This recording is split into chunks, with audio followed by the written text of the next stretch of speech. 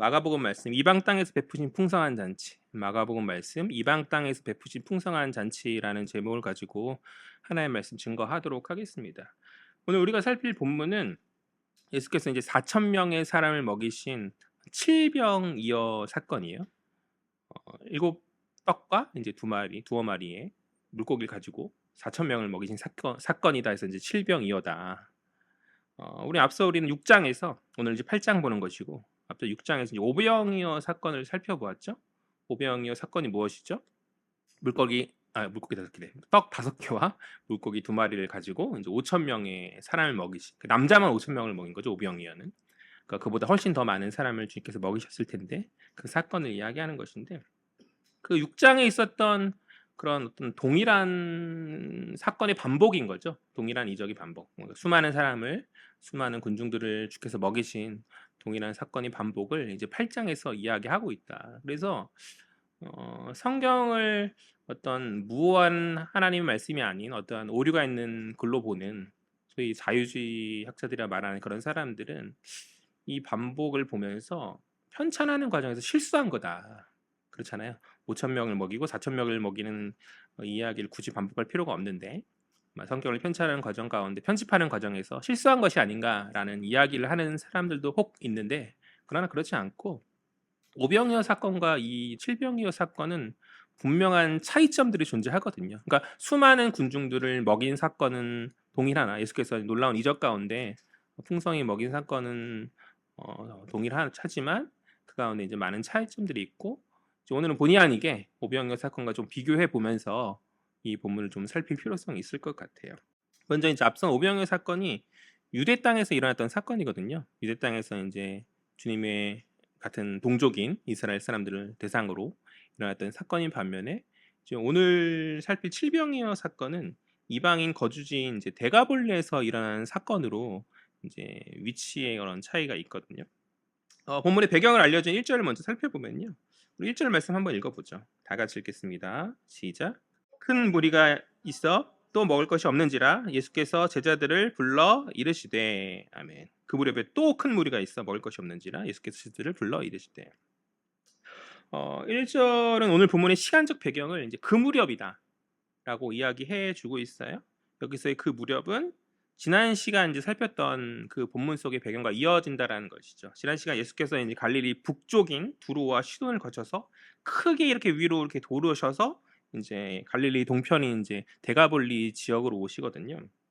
이것을 이제 지난 시간 살폈던 예수님의 이방 지역 이제 탐사다라고 제가 이렇게 이야기하였었는데 이방 지역 탐사 여정이다라고 이렇게 이야기하였었는데 오늘 이 칠병여 사건이 이 이방 지역을 탐사하시던 예수께서 이 이방 지역을 이제 탐사하시던 그러한 상황 가운데 일어난 사건이다라는 거 얘기하는 거죠. 그 무렵이다라는 것이 이제 예수께서 이방 지역을 사역하시며 돌아다니시던 그 여정 가운데 있었던 사건임을 이야기하여 주고 있는 것이고, 즉 이 칠병이어는 이방 지역에 일어난 놀라운 기적인 동시에 아마도 데가볼리에서 마지막 종착지였던 지난 시간에 마지막 종착지였던 데가볼리에서 일어난 사건이 아니겠는가라고 이렇게 사람들은 이제 학자들은 추측하는 것이죠. 그리고 이어서 마가는 또 큰 무리가 있었다라고 이야기하고 있어요. 또 큰 무리가 있었는데 먹을 것이 없었다라고 이렇게 이야기하고 있는데 여기서 또라는 것은 앞서 이러한 유사한 사건이 있었다는 것을 말하는 것이고 그 앞선 사건은 무엇이죠? 당연히 6장에 있었던 그 오병이어 사건을 염두에 두고 마가는 이야기하는 것이죠. 이제 그때와 마찬가지로 그때도 이제 사람들이 광야 가운데 주림 가운데 있었는데 그때와 마찬가지로 이번에도 또 사람들이 이제 먹을 것이 없어서 주림 가운데 놓여졌다라는 이야기를 마가는 하여 주고 있는 거죠. 오늘 본문의 배경이 광야라는 건 이제 4절에 나오는데 이때 살펴볼 것이고 어쨌든 그런데 이제 그때와는 다르게요. 차이점이 있거든요. 그 오병이어 사건과 다르게 이번에는 문제 제기를 하는 사람이 제자들이 아닌 주님이시죠. 저번 오병이어 사건 때는 문제가 벌어졌 왜 누가 빵 하는 거지? 네. 저번에 이제 오병이어 사건 때는 이제 먹을 것이 없는 그런 문제가 벌어졌을 때 이제 제자들이 주께 이제 그런 문제가 있다라고 이야기하였었다라고 한다면 이번에는 주님께서 먼저 주도적으로 제자들에게 이제 문제 제기를 하시는데요. 하반절을 보니까 제자들을 불러서 물으시는 것이죠. 1절 하반절을 보니까 예수께서 제자들을 불러 이르시되라고 말씀하고 계시고 그리고 이어지는 그 2절과 3절이 이제 그 물음의 내용이 내용을 이제 이야기하여 주고 있는데요. 우리 2절, 3절 다 같이 읽어보죠. 다 같이 읽겠습니다. 시작. 내가 무리를 불쌍히 여기노라. 그들이 나와 함께 있은지 이미 사흘이 지났으나 먹을 것이 없도다. 만일 내가 그들을 굶겨 집으로 보내면 길에서 기진하리라. 그 중에는 멀리서 온 사람들도 있느니라. 아멘. 2절 중반절을 보니까요. 그들이 주님과 이제 광야에서 함께한 지 이제 며칠이 지났다라고 이야기하죠. 사흘, 3일이죠. 3일이 지났다라고 이렇게 이야기하여 주고 있고, 아마도 이제 주님이 늘 그러셨듯이 주님이 이제 광야에서 따로 가셔서 거기서 뭐 하러 가시겠어요? 기도하시러.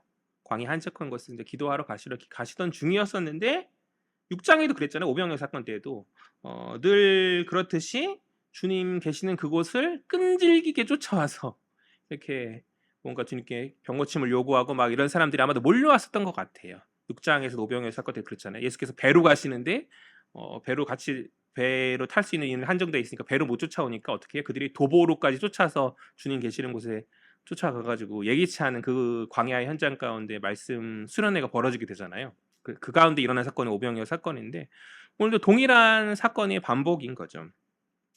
사람들이 몰려 들어왔고 광야에서 이제 기도하시려던 예수의 계획은 이제 변동되게 되어져서 그 자리에 3일간의 아주 뜨거운 말씀 사경회, 말씀 수련회가 열려지게 되었다. 그런 맥락으로 이해하면 될 것 같거든요. 앞서 이제 데가볼리에서 더러운 귀신들을 치유하셨던 그 예수의 소문, 그리고 또 두로 시돈 땅에서 수로보니게 여인의 어떤 귀신 들린 딸의 어떤 것들을 치유하신 주님의 그러한 소문, 그리고 마찬가지로 이제 데가볼리에서 지난 시간에 살펴보았었는데 에바다 하시면서 이제 그 귀 듣지 못하고 말 더듬었던 그 사람, 청각 장애인을 치유하신 그 예수의 소문이 이제 주님 이제 말하지 말라고 함과하라고 말씀하셨음에도 막을 수 없었던 거죠. 예수의 그런 소문이. 그래서 널리 널리 퍼짐 가운데 사람들이 예수께 몰려드는 그런 지경 가운데 있었고, 주님 그런 상황 가운데서 3일간의 말씀 사경회 말씀 잔치를 열고 계신다.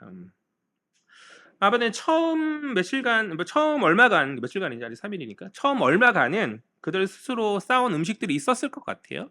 그래서 이제 버티다가, 근데 이제 시간이 지나다 보니까 3일이 지나가니까 가져온 음식들이 이제 바닥나기 시작한 문제가 벌어지게 된 거죠. 그러니까 주님과 함께 제자들과 함께 어떤 이 말씀 사경회를 계획하고 준비하고 그런 가운데 이루어진 일이 아니라 그냥 예수님께서는 기도하러 가셨던 건데, 또 제자들과 좀 휴식을 취하기 위해서 수도 있죠. 어쨌든 영적인 어떤 충전을 하기 위해서 광야로 가신 것인데, 그 광야에까지 사람들이 몰려들므로 인해서 예기치 못한 사건이잖아요. 그래서 사람들은 이제 배를 곪을 수밖에 없는 그런 상황이 벌어지게 되어졌다는 것이죠. 이에 주님께서는 문제를 인식하시고 그들을 이제 궁휼히 여기심 가운데, 그렇다면 이제 이 문제를 어떻게 해결해야 되는가에 대한 질문을 제자들에게 하고 계시다는 것이죠. 앞서 오병이어서는 제자들이 먼저 주님께 이야기하였었다면, 이번에는 주님이 먼저 주도적으로 이런 문제가 발생했는데 그들이 나와 함께 있은 지 사흘이 되었고 지금 먹을 것이 없지 않냐. 만일 그들을 굶겨서 집으로 보내면 집에 가는 길에 다 기진할, 그러니까 집에 돌려 보낼 수도 없는 그런 상황이다. 이런 상황 가운데서 또 먼 길로 온 사람들도 있으니 더더욱 그러한데, 이런 상황 가운데서 그러면 어떻게 해야 하니라고 다른 사람들이 아니라 누구에게? 주님과 늘 함께하고 주님과 동행했었던 그 제자들에게 주님 물어보고 계시다는 것이죠. 그렇다면 왜 주님께서 이런 말씀을 제자들에게 하고 계신가? 왜 능동적으로 이런 문제 제기를 제자들에게 하고 계신가? 저는 감히 생각하건대 주님 제자들에게 듣고 싶으셨던 이야기가 답이 있으셨기 때문에 그런 거죠. 답정너라고 할까요? 주님 분명히 듣고 싶은 답이 있었어요. 그 답이 무엇인가? 믿음의 고백이죠. 믿음의 고백. 주님이 계신데 무슨 걱정이에요. 주님 전에 오병이어 때도 먹으셨는데 이번에도 그렇게 하시면 되는 거 아니에요? 라는 그 대답을 주님 너무나도 듣고 싶으셨을 것 같아요. 그런데 제자들의 대답은 안타깝게도 주님이 이제 그들을 시험하신 가운데, 믿음의 어떤 그 모습을 보시기 위해서 시험하신 가운데 말씀하고 계신데 그 주님이 원하는 답이 아니더라. 제자들의 그런 대답은.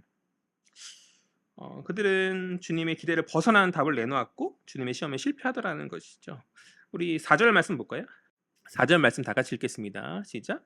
제자들이 대답하되 이 광야 어디서 떡을 얻어 이 사람들로 배부르게 할 수 있으리까? 아멘. 제자들의 대답은 무엇이죠?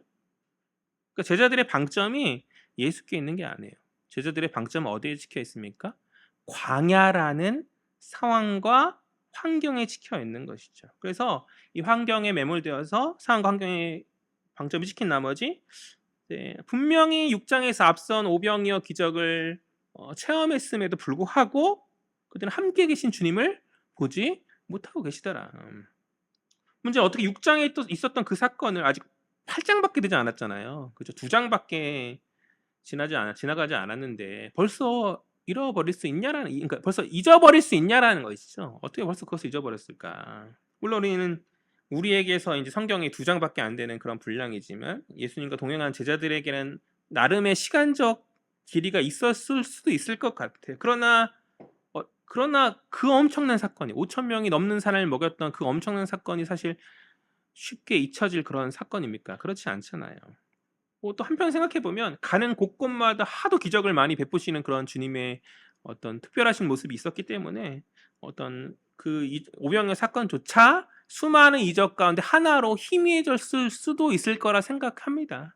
뭐 한편 이해해 보려고 노력한 가운데 그런 게 아닐까라는 생각을 해보면서도, 그러나 12명이나 되잖아요. 그렇죠? 몇몇 그 중 안에서 이제 몇 명은 잊어버렸다 할지라도 그럼에도 이제 그 사건을 분명히 기억하고 그것을 떠올릴 제자들이 분명 있어야 하지 않겠는가라는 게 저희 생각이거든요. 그런데 왜 그들은 이러하지 못하냐? 그것을 기억하지 못했냐는 것이죠. 굉장한 어리석음인 거죠. 주님과 이렇게 동가동락하면서 주님이 제일 가까이에서 있어서 주님 그들의 모습을 통해서 어떤 믿음을 보길 원하시는, 믿음의 대답을 듣길 원하시는 그러한 모습에 부합하지 못한 이런 제자들의 모습은 참으로 어리석은 모습이 아닐 수 없다. 물어봐야 될 것 같아. 나중에 천국 가서 왜 잊어버렸어요? 라고 할 때 이거는 성경에서 제자들이 왜 그것을 잊어버리고 있는지에 대한 어떤 이유에 대해서 이야기하여 주고 있지 않으니까 나중에 우리가 다 같이 천국에 올라갔을 때, 아니 이제 베드로랑 나머지 12제자를 불러 모아놓고 아니 어떻게 2장밖에 안 지나갔는데 왜 이걸 다 잊어버렸냐, 그렇게 믿음이 없으셨어요? 라고 이제 웃으면서 우리가 한번 확인하고 물어봐야 되지 않을까라는 생각을 하게 되어지는데요. 그러나 사실 제자들만 어리석다고 할 것이 아니라 우리가 이제 신앙생활을 하는 여정 가운데 우리들의 모습도 사실 그러하거든요. 과거 어느 순간 주님이 주신 은혜 안에서 어떤 상황들을 잘 이겨내고 잘 넘겼다 할지라도 이제 동일한 혹은 비슷한 문제가 우리 이후의 인생 안에 또다시 닥쳤을 때 과거에 있었던 주님의 은혜가 언제 있었냐는 듯이 우리 역시 제자들과 같은 동일한 어리석음을 때때로 보이지 않았냐는 것이죠. 그러니까 과거에 내게 보이신 주님의 어떤 섭리적 다스림과 은혜들이 상황과 환경이란 어떤 문제에 매몰된 가운데 결정적인 믿음을 보여야 될 그 순간에 다 머릿속에서 다 사라지는 것이죠. 과거에 그런 일이 있었나? 하면서 제자들과 똑같이 어찌할 바 모르는 주님의 어떤 시험 앞에서 갈팡질팡하면서, 그러니까 믿음의 모습을 보이기는 원하시고 믿음의 대답을 우리에게 기대하신 주님의 기대찬 눈빛이 있는데 우리 역시 주님 앞에 실망스러운 모습을 보이잖아요. 그러니까 문제 앞에서 그때보다 더 나은 반응과 믿음을 보길 원하시는데, 주님 그것을 원하시는 것인데 우리의 반응이 오늘 본문 속 나타나는 그 제자들과 많이 다르지 않더라. 그러니 제자들을 비난할 일만은 아닌 것이죠. 우리 역시 많이 다르지 아니하니까. 어쩌면 오늘 본문 속 제자들이 오병이어 사건을 잊어버린 것이 아니라 지금 이 땅이, 오늘 칠병이어를 행하신 이 땅이 유대 땅, 이스라엘 안에 속한 땅이 아니잖아요. 어디죠? 대가벌리이고 이방 사람들이 거주하는 이방 지역에 속한 그런 땅이잖아요. 그래서 다르게 생각했을 수도 있었을 것 같아요. 그러니까 오병이어를 아예 잊어버린 게 아니라 유대적 세계관, 유대적 사고 안에서 이제 주님은 선한 목자이시기 때문에 당신 백성들을 이제 먹이시지만 이방인에게까지 먹이시는 분이라는 사실을 생각 못했을 수도 있는 거죠. 그러나 그것은 그들의 판단이고 주님의 사역을 유대인에게 제한시키는 것이잖아요. 또 그것도 아니라면 제자들이 이 오병이어 사건을 좀 특별하게 여겼을 수도 있다라는 생각도 있거든요. 한시적으로 일어났던 어떤 특별한 사건, 아무래도 이제 수천 명을 먹인 놀라운 사건이니까 특별한 사건이지 않는가. 그래서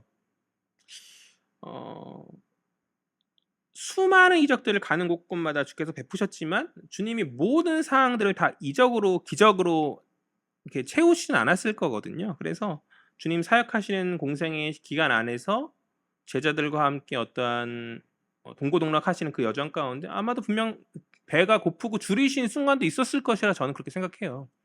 주님이 항상 풍성하게 제자들과 함께 동역하신 것이 아니라 그들을 훈련시키는 과정이 있었기 때문에 그들과 함께 이제 인간 육신으로 오신 분이셨잖아요.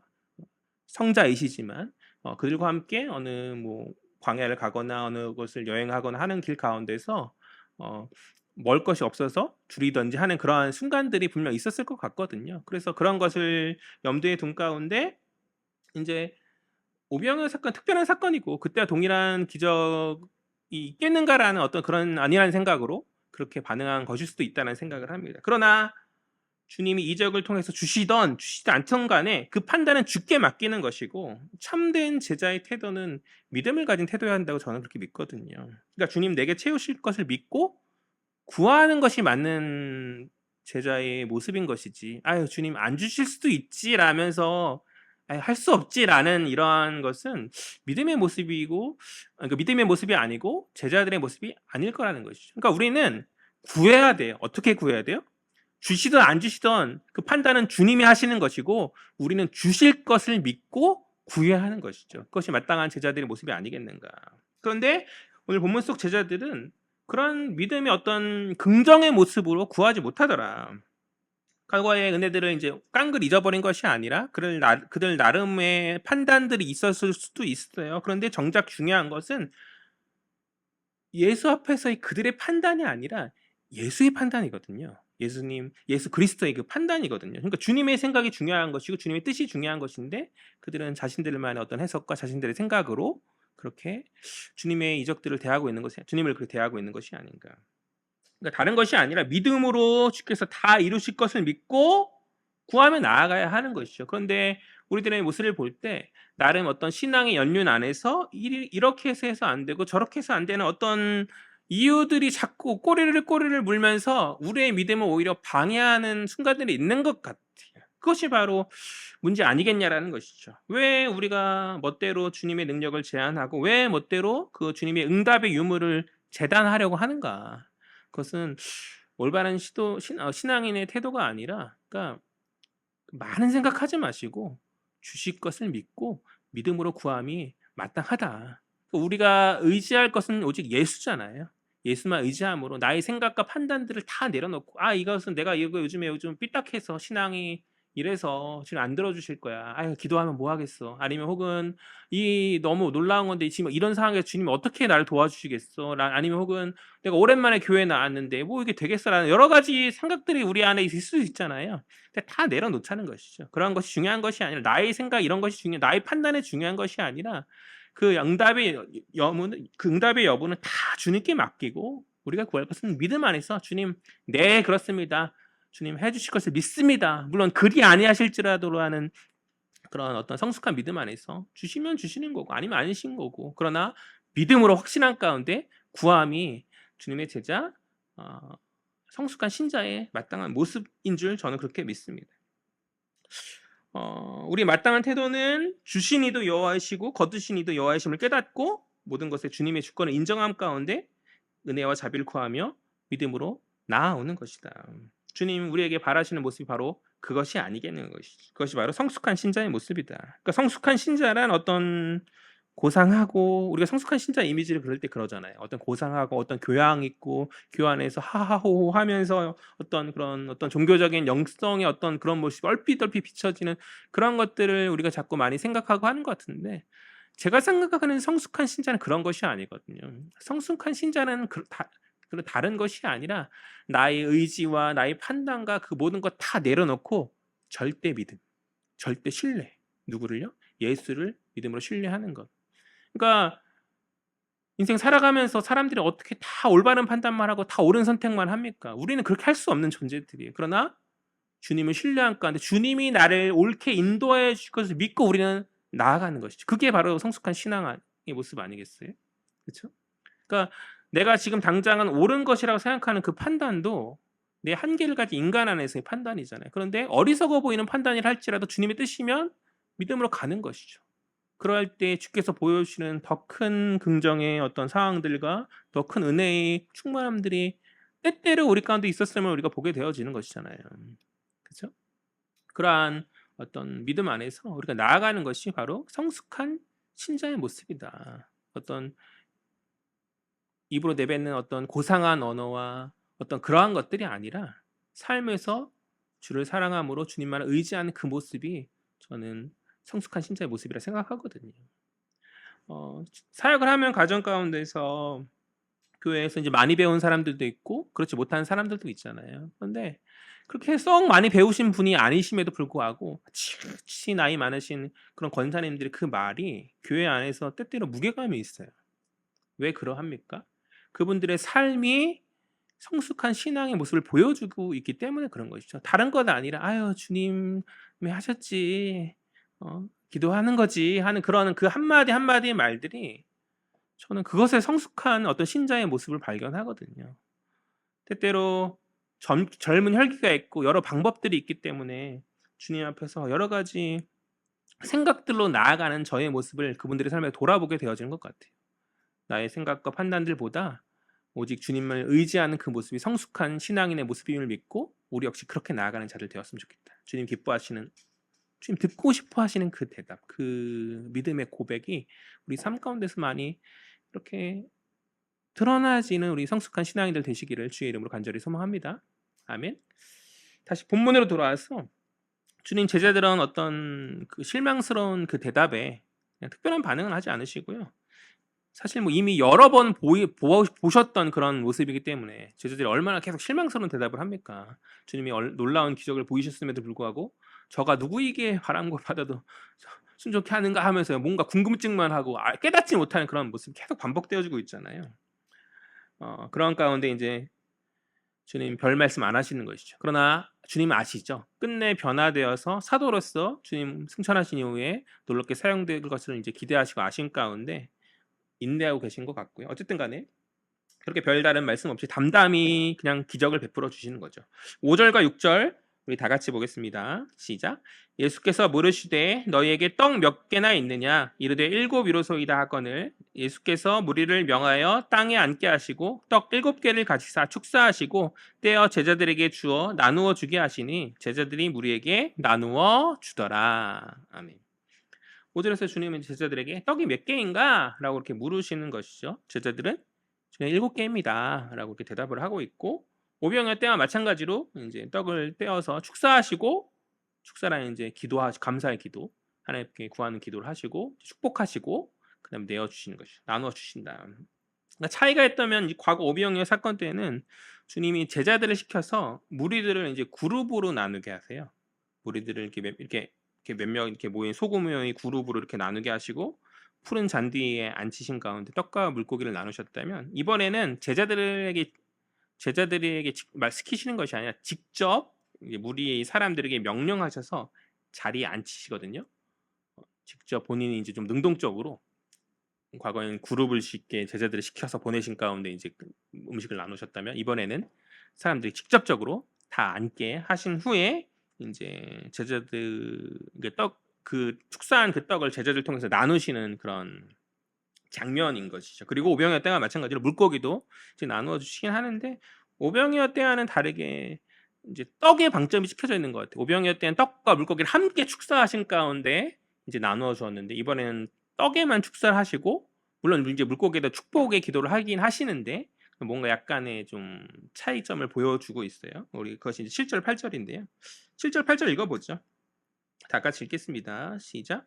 또 작은 생선 2마리가 있는지라 이에 축복하시고 명하사 이것도 나누어 주게 하시니 배불리 먹고 남은 조각 7광주리를 거두었으며 아멘.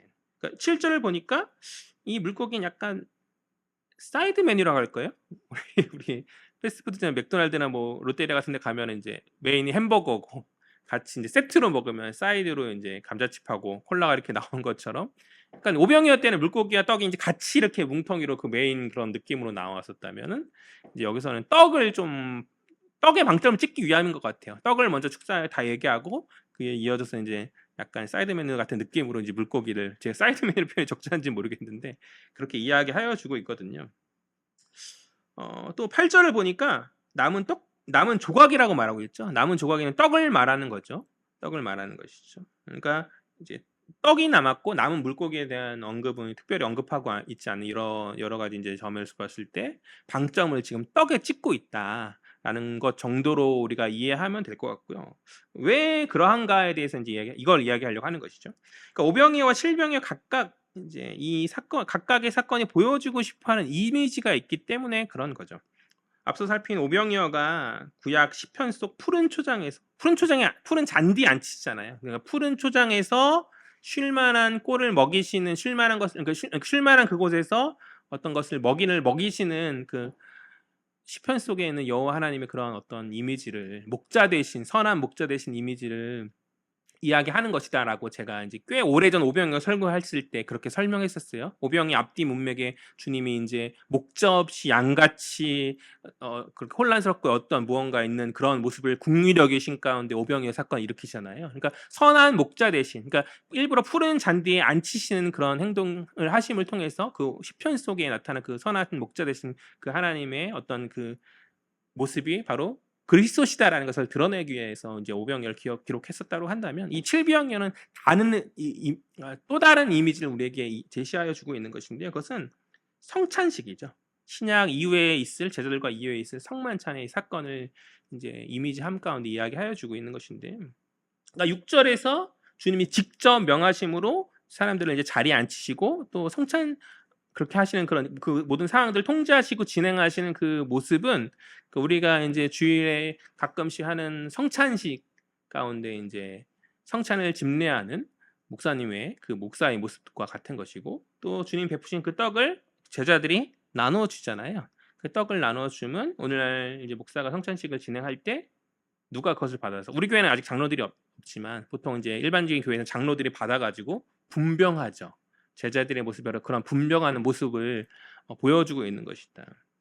성찬식은 주님의 그 제자들과 마지막 함께 하신 그 만찬을 기념하는 것이지만 동시에 마지막 날에 당신의 백성이 누리게 될 그 종말의 그 기쁨의 잔치 날을 예고하고 보여주고 있는 그러한 것이거든요. 즉 오늘 말씀이 말하고 싶은 이미지는 이거예요. 그러니까 주님 이 이방인의 땅에서 새 이스라엘, 새롭게 세워질 하나님 나라의 백성들을 먹이시면서 그 마지막 종말에 있을 그 성찬의 자리, 그 기쁨의 잔치로 유대인들뿐만이 아니라 이방인들까지 불러 모으셨다. 불러 초청하고 계시는 분이시다. 그러니까 이 이미지를 보여주고 싶어서 실병이어는 기록되었다고 그렇게 생각하면 돼요. 이 정도로 우리가 이해하고 생각하면 될 것 같아요. 그러니까 이제 제가 하고 싶은 말은 뭐냐면 오병이어와 칠병이어를 생각할 때 '아 주님이 많은 사람을 먹이신 본문이지.'라고 이제 그렇게 보통 생각하잖아요. 틀린 말은 아닌데, 그러나 각각 그 이적을 베푸신 주님의 목적이 있고 그 목적이 무엇을 말하는지 그 메시지에 대해서 우리가 살필 필요가 있는데, 오병이어는 선한 목자 대신 주님의 어떤 이미지를 우리에게 이야기해 주는 것이고, 또 칠병이어는 마지막 그날 그때에 당신 하나님 나라의 백성들과 함께 기쁨의 잔치를 베푸시는, 당신의 백성을 초대하시는 그런 주님의 모습을 우리에게 이야기해 주고 있는 본문이다. 그렇게 이해하면 그렇게 이야기하면 이해가 되실까요? 굉장히 어렵게 제가 설명한 것 같아서 좀 죄송스러운데 각각 이미지의 차이가 있다. 이야기하고 있는 어떤 메시지가 있다 정도로만 이해하면 될 것 같아요. 어쨌든 마지막 8절 다시 한번 읽어보죠. 8절 말씀이요. 다 같이 읽겠습니다. 시작. 배불리 먹고 남은 조각 7 광주리를 거두었으며. 아멘. 8절을 보니까요. 다 왔어요. 이제 거의 마지막 거의 8절 9절 이렇게. 남은 조각이 7 광주리다 라고 되어 있어요. 7 광주리. 여기서 이제 또다시 오병이어와의 차이점이 이제 보여지고 있는 거죠. 오병이어가 12바구니가 남았다라고 이야기하거든요.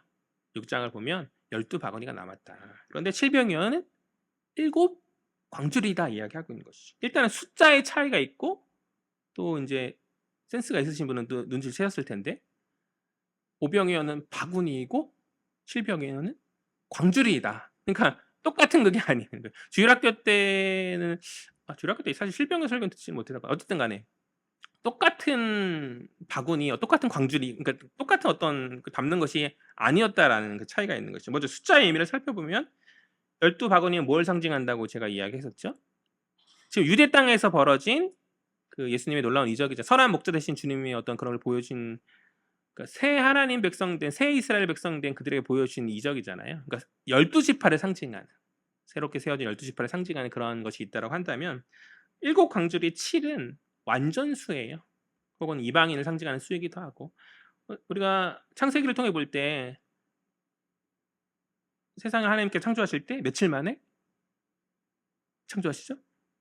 7일, 6일 동안 창조하시고 7일에 안식하심으로 창조의 기간 총 7일을 이야기하잖아요. 안식까지 포함하여 가지고. 그러니까 이제 7은 완전수인 거죠, 성경에서의.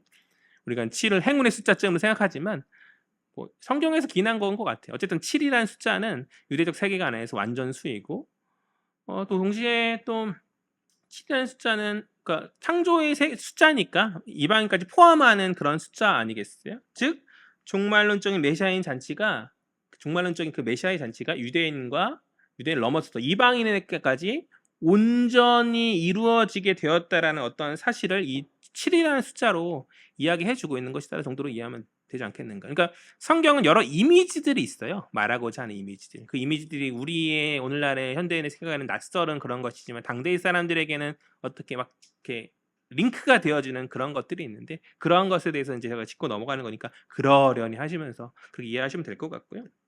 다음으로 이제 바구니와 광주리의 차이가 있었다라고 이야기하고 있는데, 제가 이제 어린 시절에 주일학교 다닐 때 오병이어 사건은 설교를 하도 많이 들었던 것 같은데, 유치부 때부터 시작해가 쭉 오병이어의 사건에 대해서 설교 안 하셨던 목회자분이 없을 정도로, 왜냐면은 오병이어 사건은 마태, 마가, 누가, 요한 사복음 전부에 나오는 사건이니만큼 중요한 사건이기 때문에 많이들 설교하셨던 것이죠. 그런데 칠병이어 사건만큼은 제가 설교를 들었던 기억이 없었던 것 같아요. 안타깝게도 그렇지 않나요? 이제 그냥 개인적으로 저도 나름 신앙인이었기 때문에 어렸을 때부터 성경을 좀 가까이 읽었거든요. 집에서 목사님이나 전도사님들이 성경을 많이 읽으라고 강조하시니까, 예, 모험적으로 제가 이제 성경을 좀 이렇게 읽다, 설교 말씀 듣고 성경을 좀 읽을 때 이제 칠병이어 사건 그때 접하고 오병이랑 비슷한 사건이 있네 라는 정도로 제가 접했었던 것 같아요. 그래서 이제 제가 생각하기에 이 오늘 본문인 이 칠병이어가 오병이어 사건보다는 좀 더 작은 사건인가? 라는 생각을 했었거든요. 실제 오병이어 사건 몇 명 먹이죠? 5,000명 먹이잖아요. 그런데 오늘은 몇 명 먹이죠? 4,000명 먹이니까 일단 숫자적으로도 그렇고, 남은 것도 12바구니 7광주, 숫자가 이제 12이 더 크니까 이제 그렇게 생각하게 되어지는 것이죠. 그러니까 어린 시절에 뭐 그런 거에 관심 많잖아요. 이기고 지는 것, 또 이제 더 크고 더 작고, 슈퍼맨이 세냐 배트맨이 세냐 뭐 여러 가지 이런 유치하지만 그런 것에 관심이 많은 나이니까 성경을 대할 때도 그렇게 생각하고, 오병이어 사건이 더 대단한 사건이네 하면서 이제 오병이어를 더 읽어보지, 칠병이어는 그냥 지나가는 듯하게 읽었던 그런 기억들이 있는데, 그러나 오늘 본문에서 보듯이 이 칠병이어는 유대인에게 국한된 것을 넘어서는, 그러니까 이방인으로, 그러니까 이방 땅에서 그들을 먹이심으로 말미암아 그 종말의 어떤 이미지를 보여주심으로 말미암아 이방인에까지 주님의 구원의 은혜가 확대되어지는 어떤 그런 그러니까 시작이라고 할까요? 그런 놀라운 사건인 것이거든요. 그리고 사실 엄밀히 말해서 남긴 것도 칠병이어가 오병이어보다 더 많이 남긴 게 맞아요. 무슨 말이냐면 오병이어의 바구니는 아주 작은 그릇 정도의 크기의 바구니였다라고 한다면, 칠병이어의 광주리는 망태기라고 하시면 아시려나 모르겠네. 이렇게 등에 메고 하는 그런, 이렇게 뭐 젊은 사람들은 모르실 거고 어르신들은 그 망태기 같은 그런 거 있잖아요. 그러니까 사람 한 명이 들어갈 정도의 엄청난 큰 크기거든요. 그러니까 12바구니 다 합쳐봐야 그 칠병이어 한 바구니도 채우지 못하지 않았을까라는 게 제 생각인데요. 헬라어로 스퓨리스라는 단어이고 성경에 총 3번 나옵니다. 3번 나오는데 오늘 본문인 마가복음에 1번, 그리고 동일한 사건을 이야기하는 마태복음에, 평행 본문인 마태복음에 1번 나오고, 마지막 이제 3번째가 사도행전 9장에 나오거든요. 사도행전 9장에 사도 바울이 처음 회심한 가운데 다메섹에서 너무 주님을 처음 목도한 가운데 이제 과거에 예수 죽이러 다니던 사람에서 예수 전하는 사람으로 바뀌어지거든요. 그 행동이 너무나 극적이어서 예수 믿는 사람들이 당혹스러워했어요. 갑작스럽게 사람이 변해서 예수를 막 전하고 하니까 우리를 죽이러 오던 그 사람이 돌변해가지고 막 전하니까 혹시 이게 우리를 어떻게 회유해서 우리를 같이 이렇게 꿰어가서 혹은 죽이려고 하는 어떤 음모 아니라는 여러 가지 생각을 할 정도로 되게 완전히 변화되어지게 됐는데 그 사도 바울이 이제 예수 믿는 사람들을 핍박하던 다른 사람을 핍박을 피해서 도망을 가게 되는 상황이 벌어졌어요. 그 다메섹에서 성문에 내려지게 되는데 그때 사도 바울이 성문 벽에서 타고 내려갔던 그 광주리가 바로 동일한 단어를 사용하고 있거든요. 그러니까 이제 광주리의 크기가 얼마 정도인지를 어느 정도 가늠이 오시는 것이죠. 제가 이 이야기를 굳이 하는 이유는 뭐냐면요. 저는 이것에 의미가 있다고 생각하기 때문에 그래요. 이방인이 새 이스라엘로서 하나님 나라의 백성으로서 세워지고 초대되어지고 있는 오늘 본문 속에 나오는 이 광주리를 이제 사도행전에서 이방인의 사도가 되는 바울이 탔다는 것이 저는 우연일치라고 생각되어지지 않거든요. 그러니까 예수께서 십자가에서 자신의 몸을 찢으시고 피를 흘리심으로 생명의 떡, 생명의 포도주가 되셔서 우리를 먹이셨듯이 사도 바울 역시 주님을 본받아서 이방인을 위한 광주리 안, 그러니까 생명의 떡으로 주께 드려지고 사용되어졌다고 해석하면 지나친 해석일까라는 생각이 들거든요. 그렇지 않습니까?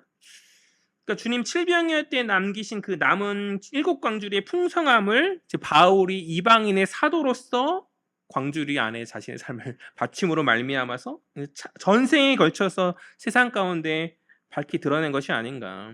자, 제가 이제 앞서서 유치한 비교라고 하였지만 사실 어린이뿐만 아니라 성인들도 어떤 크고 적고 앞서고 뒤서고 하는 것들에 관심이 아주 많아요.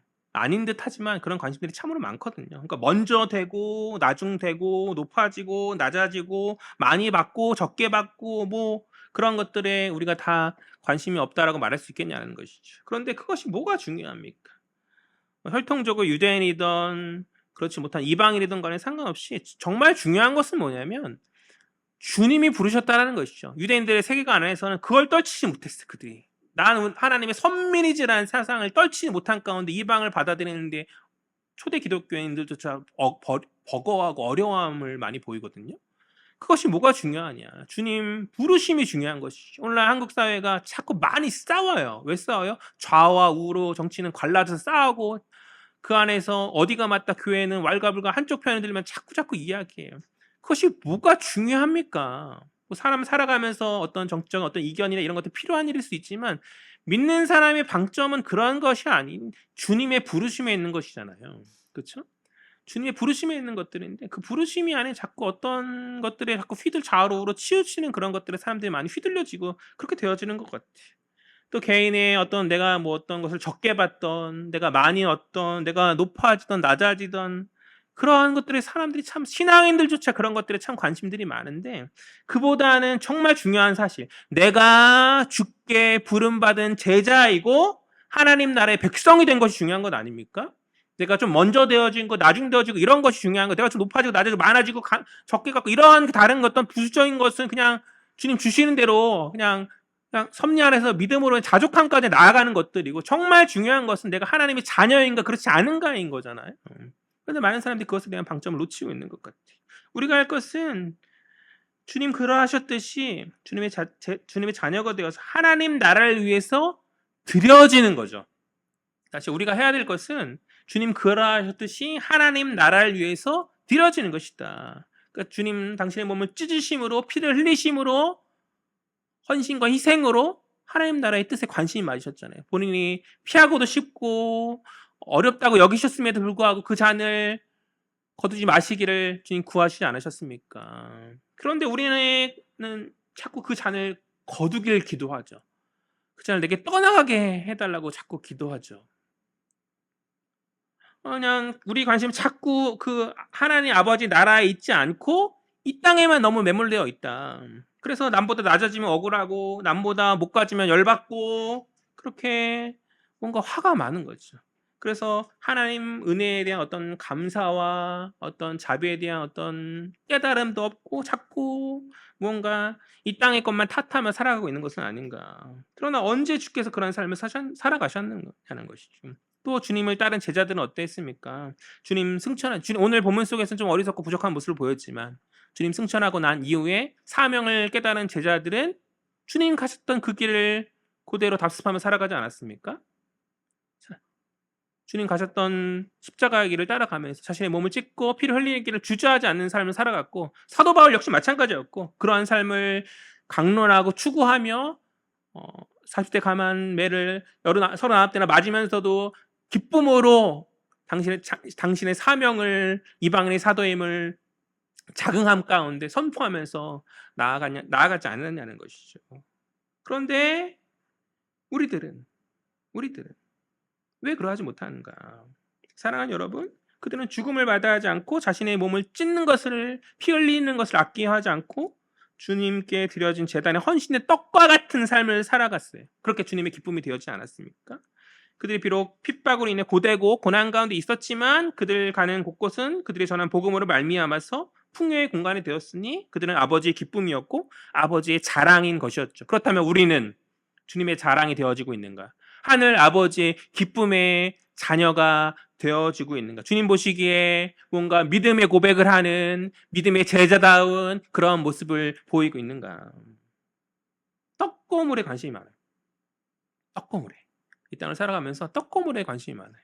그러니까 그 떡고물이 하나님 나라의 그 하늘 떡고물이라 하는데 이 땅의 떡고물들이 참 관심이 많다. 교회를 나오고 기도하는 목적이 하늘의 상급을 바라보면서 나아가는 것이 아니라 이 땅과 내가 어떻게 하면 잘 풀릴까? 이 땅 가면 어떻게 하면 성공하고 뭔가 평안함 가운데 고생하지 아니하고 고상하게 주님 만날까에 관심이 많다. 그러나 참된 제자의 삶은 그것이 아니었어요. 고상한 삶이 아니었거든요. 고상하고 뭔가 이렇게 평안하다 이게 아니었어. 오히려 저게 어떻게 사도야 할 정도로 하도 비참하고 하도 뭔가 상처투성이고 뭔가 막 몸도 삐끗하고 하니까 저런 사람은 사도가 될 수 사도 우리 인정할 수 없다라고 할 정도로 고린도 교회 사도 이방인의 사도 바울을 이렇게 인정하지 못할 정도로 그 정도까지 후에는 뭐 돌이켰을지 모르겠지만 그 정도로까지 비참한 길을 마다하지 않았거든요. 제가 이 자리에서 오늘 모든 성도님들 삶의 평안함을 다 떨쳐버리시고 사생결단으로 죽기까지 살아가라고 제가 함부로 말 못하겠어요. 왜냐하면 제가 설교하는 저 역시 그런 삶을 제가 살아가기 너무 두렵거든요. 제가 어떻게 함부로 말할 수 있습니까? 그러나 우리의 삶이, 우리의 방향이 너무 세상 안락함과 내가 누리고 싶은 것들과 그런 것들만 향해서 너무 나아가는 것 같아요. 우리의 신앙의 방향이. 그것이 방점이 아니다라는 것이죠. 하늘에 있어야 합니다. 이 땅에 아니라. 이 땅에 있는 것을 무시하고 살아가는 얘기가 아니라 하늘 소망 바라보면서 믿음으로 우리에게 맡겨진 사명들을 놓치지 말아야죠. 순교의 사명은 아무나 하는 것이 아니기 때문에 그 삶을 살아가라고 제가 이야기하고 싶지 않아요. 그러나 우리에게 주신 각자의 믿음의 분량대로 안에서의 각자의 사명들이 분명히 있거든요. 그런 사명들을 우리가 외면치 않았으면 좋겠다. 저는 부족하지만 목회자로서의 부르신 저희 사명 안에서 저희 최선을 다해야 될 것이고 또 각자의 자의 안에서 부르심 받는 그런 사명들이 있잖아요. 그러니까 내가 좀 편안해지기 위해서 내가 이것을 귀찮아다라는 핑계함으로 내게 맡기신 주님의 사명을 좀 우리가 외면치 않았으면 좋겠어요. 그러니까 위로가 되는 것은 무엇이었냐면 제자들도 오늘 본문 속에 보듯이 처음부터 그런 사람은 아니었잖아요. 주님 만나고 훈련되어지는 가운데 그때 당신의 때에 하나님의 그 때에 필요한 사람으로서 성숙되어짐으로 그렇게 나아간 것처럼 우리도 언젠가 그렇게 되었을 것이라 믿고 저도 그렇게 기도할 터이니까 그렇게 조금씩 변화되어서 나아가자고요. 사도 바울도 처음부터 예수 잘 믿고 잘 이렇게 훈련되고 막 허신데 이런 사람이 오히려 예수 죽이던 괴수 중에 괴수다라 말하는 그런 사람이었었잖아요. 그러나 그가 정말 깨달은 가운데 변화되었을 때 놀랍게 변화되어서 주의 나라를 위해서 헌신되며 나아갔던 것처럼 우리 삶에서도 그러한 어떤 놀라운 전환과 그런 회심의 기회들이 좀 많이 부응했으면 좋겠어요. 많이 일어나시게 되었으면 좋겠어요. 목사로서 간절히 소망합니다. 아멘.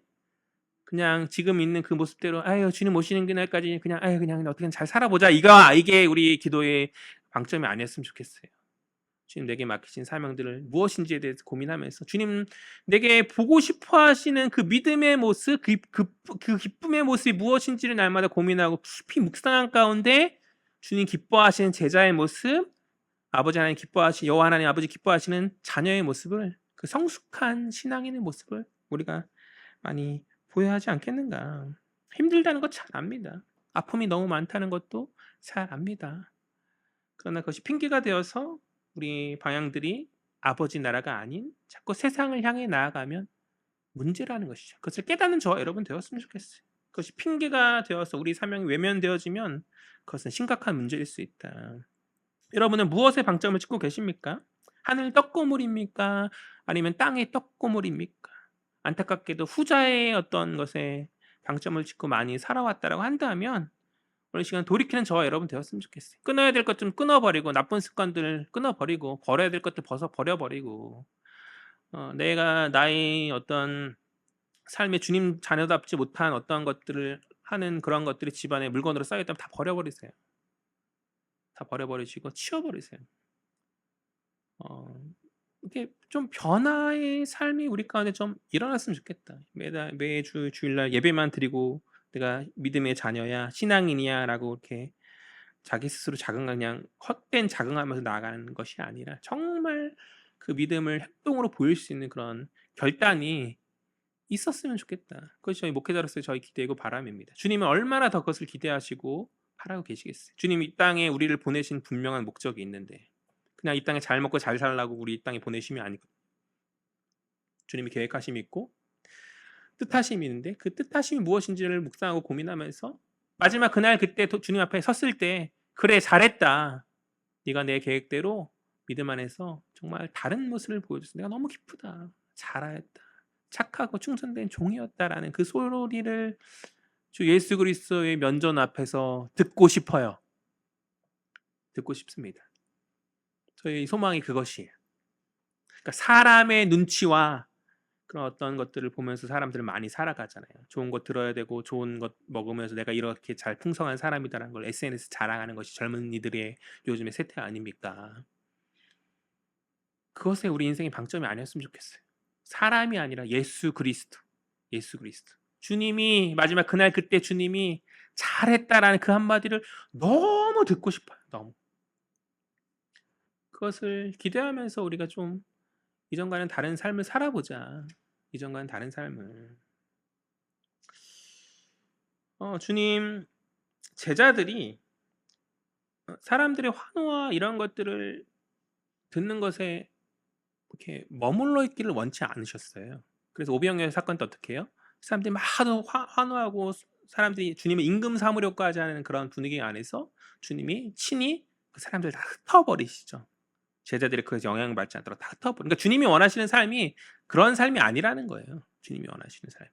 근데 이번에도 마찬가지죠. 이번 사건에서도 칠병의 사건에서도 동일하게 주님 몰려드는 그 사람들이 이제 사건 이후에 칠병의 사건 이후에 흩어버리시거든요. 우리 9절 말씀 보죠. 마지막 9절입니다. 다 같이 읽겠습니다. 시작. 사람은 약 4천 명이 있었더라. 예수께서 그들을 흩어 보내시고 아멘. 주님이 왜 가장 사람들이 환호한 이 순간에 사람들이 좋아하는 이 순간에 사람들을 흩으셨는지 오병이어 때도 묵상했지만 이번에도 우리가 깊이 묵상해야 해요. 깊이 묵상해야 합니다. 주님의 방점은 분명한 거죠. 그러니까 주님의 관심은 사람의 기쁨이 아닌 아버지의 기쁨이 있었다. 그렇잖아요. 그렇다면 우리는 어떠한가? 우리도 그래야 하지 않겠는가? 사랑하는 여러분, 주님의 말씀에 귀 기울이십시오. 세상 사람들 헛된 소리에 미혹되고 그들의 말에 현혹될 것이 아니라 말씀이 무엇라 말하는지 귀 기울이시고 주님이 말씀하신 그대로 살아갔어요. 그리고 주님이 내게 맡기신 것들 사명들 되새기면서 주님의 기쁨이 되는 저와 여러분 되었으면 좋겠습니다. 그것이 바로 성숙한 신자의 모습이다. 성숙한 신자의 모습이다. 말씀 정리합니다. 첫 번째, 주님 믿음을 보기 원하신다. 주님 우리의 믿음을 보기는 원하신다. 과거 받은 은혜들을 좀 마음에 새겼으면 좋겠어요. 그리고 다음에 때에 담대하게 믿음의 모습을 보일 수 있는 저 여러분 되었으면 좋겠어요. 자꾸 잊어버리지 마시고 망각 현사는 슬프고 힘들고 그런 것들만 해야 되는데 좋은 것들 잊어버리지 말아야 되잖아요. 깨달았던 은혜의 순간들 과거의 간증들이 희미해진 가운데에서 우리가 그렇게 믿음 없음으로 살아가선 되겠는가? 주님 믿음을 보기는 원하신 줄 믿고 믿음의 삶을 살아가는 저와 여러분 되었으면 좋겠고. 두 번째, 종말에 있을 은혜의 잔치에 주님 우리들도 초대하셨다. 우리들도 초대하셨다. 선한 목자 되신 우리 주님은 우리를 풍성히 채우시고 먹이시는 주님이시죠. 마지막 그날에도 아버지 그 잔치에 우리를 초대하셔서 함께 기쁨을 누리게 하신다. 그런 주님을 끝까지 신뢰하면서 따라가는 저와 여러분 되었으면 좋겠어요. 그러니까 마지막까지 신앙의 길을 포기하지 않고 끝까지 인내하면서 나아가십시오.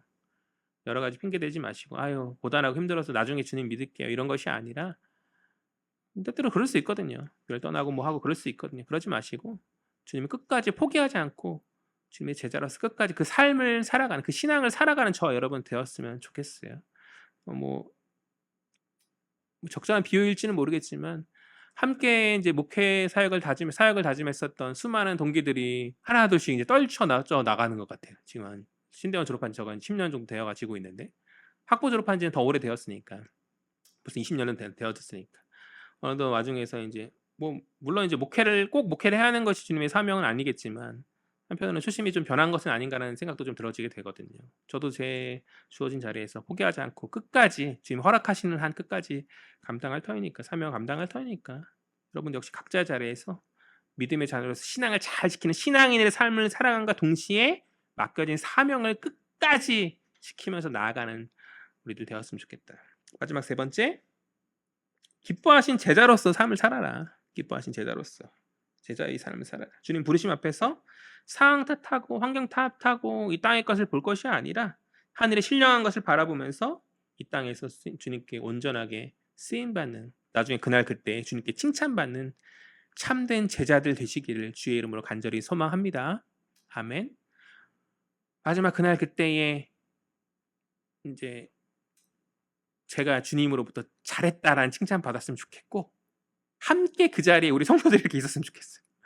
너희 헤아림 무리들 너희가 하늘 교회의 모습을 이 땅 가운데 보여주는 공동체였다라는 그 소식을 그 소리를 주님으로부터 그 칭찬을 주님으로부터 듣는 공동체 되었으면 좋겠어요. 그러한 교회 되고 싶어서 교회 개척한 거거든요. 이 땅에 교회는 참 많이 있는데 하나님의 마음을 시원케 할 교회가 얼마나 될까라는 그런 생각을 했는데 우리 교회는 좀 그런 교회 됐으면 좋겠다라는 마음으로 개척을 했으니까 동일한 마음으로 저와 함께 하고 계신 거죠. 그렇게 믿고 우리가 마지막 그날 그때에 주님께 참 기쁨의 공동체였다는 복된 이야기를 듣는 우리 헤아림 교회 됐으면 좋겠다. 바라기는 헤아림의 지체들이 주님 다시 오시는 그날까지 굳건한 믿음 안에서 주를 신뢰하며 주님 기뻐하신 제자로서의 삶, 사명자로서의 삶을 살아가는 헌신된 복된 자들 되어지기를 주의 이름으로 간절히 소망합니다.